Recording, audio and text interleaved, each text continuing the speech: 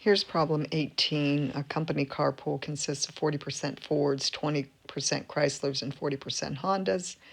Each Honda has a passenger side airbag. Only half of the Fords do, and 60% of the Chryslers do.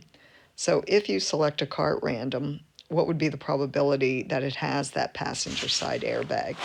So what I did here was I just set up a little chart. I've got Hondas, Fords, and Chryslers, and I put the percentage in terms of the car itself. So 40% of the cars are Hondas, 40% are Fords, and 20% of them are Chryslers. And then I said, what's the percent of those types of cars that have an airbag? 100% of the Hondas do, half of the Fords do, 50%, and 60% of the Chryslers do.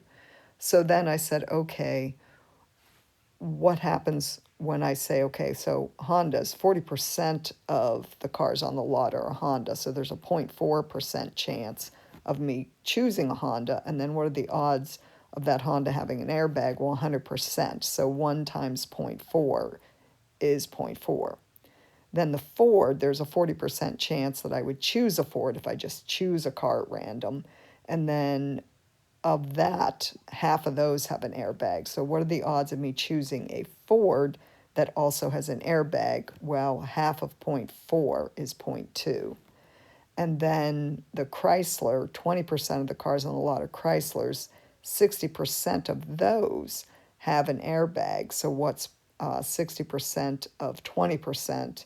Well, 0.6 times 0.2 is going to give me 0.12. And now none of these affect the others, so I don't multiply here, I add them up.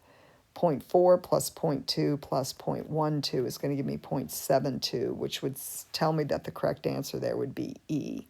So I hope this helps. Feel free to contact me if you need more help or anything else. I'll be back in the building on Monday. Have a good weekend.